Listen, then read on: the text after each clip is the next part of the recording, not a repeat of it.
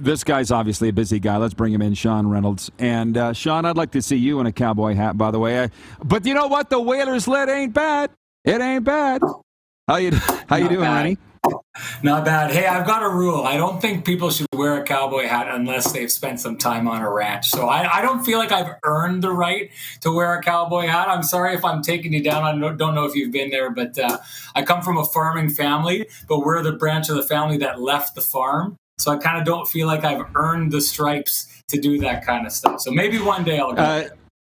Well, listen, I was raised on one, and I still didn't feel right wearing a hat. But come spend 15 weeks in Calgary or 5 days at the Stampede, and you get shamed into wearing one. My God, you'd be better off to be unvaccinated. No, never mind. Did I say that?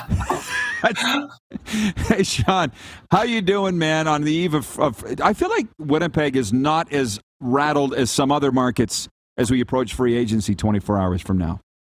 Well, they're not rattled because nothing ever happens in Winnipeg on free agency. I've said this before. If you go back and you look at the biggest free agents the Jets have signed over the years, they've been here over a decade now. You're talking about Dmitry Kulikov and Steve Mason. Like, it is not a big day here. This is just not. Now, maybe, just maybe, it's going to get interesting this year in the idea that it sounds like there's, we're seeing so many buyouts and so many teams having to try and clear cap space that I do think that, other than the select few, really, really big names on the list out there, that a lot of, unrestricted free agents are going to have to kind of readjust what they can expect out on the market. So maybe that puts the Jets into a spot where a player that usually wouldn't come there, the Jets can offer them the kind of money that they were expecting. And maybe something happens with that. But the fact of the matter is the Jets, as things currently sit with Blake Wheeler still in the lineup, there's not a lot of room for them to spend money. I mean, I think it's 13 players they need to re-sign with in the neighborhood of $18 million. One of those players is Pierre-Luc Dubois, who's just, at the least going to chew up about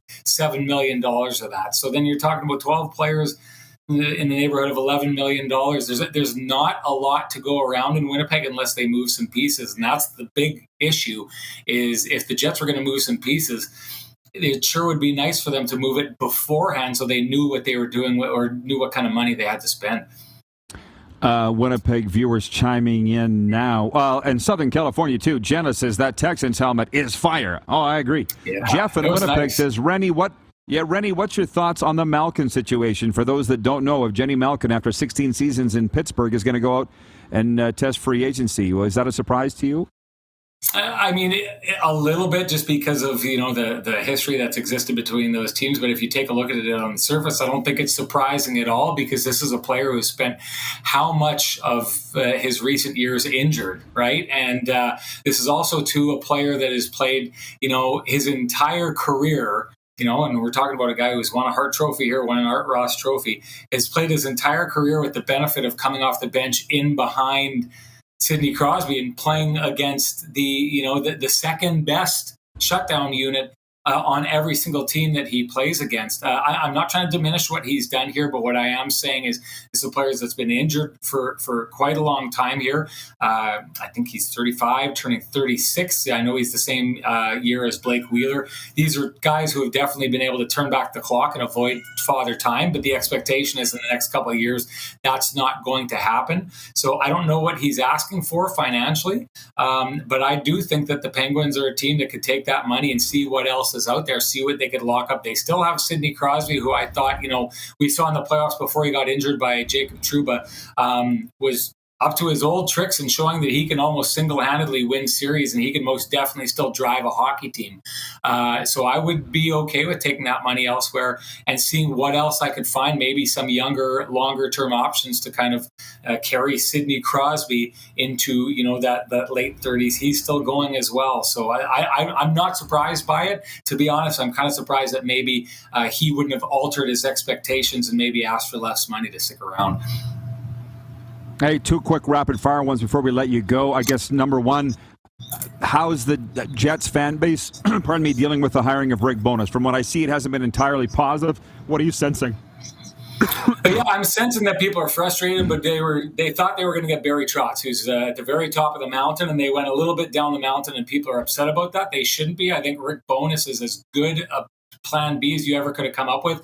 And to be honest with you, I like him more than a lot of the plan A's that other teams went for. They need their room corrected. This is a guy who can do it. They need to be better defensively. This is a guy who can instill that. They need their young players to still produce offensively. Well, he's found a way to get guys like Jason Robertson scoring and popping, and Joe Pavelski, guys like that are still putting up good numbers while still playing well defensively. Every single need the Winnipeg Jets have right now, in my mind, Rick Bowness has shown he's a coach that can get that out of his players. And never mind the fact that there's 4 coaches who've taken their team to the Stanley Cup final in the last 3 years. He's one of those 4 coaches. And in doing so, he knocked off, the Colorado Avalanche and Jared Bednar in the process, the Golden Knights and Pete DeBoer in the process. This is a guy who knows how to coach in matchups. If Jets fans are upset about this, they need to give their heads a shake and take a look at what they're getting here.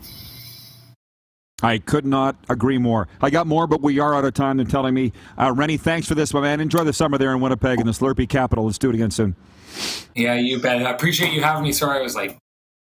All good, buddy. Sean Reynolds, Sportsnet Winnipeg. Hey, everybody. Thanks for watching the RP Show on YouTube. And don't forget, we're live daily on YouTube from noon to 2 Eastern. If you like what you see, hit subscribe. And if you like the program, check around for other segments of the Rod Pedersen Show here on YouTube.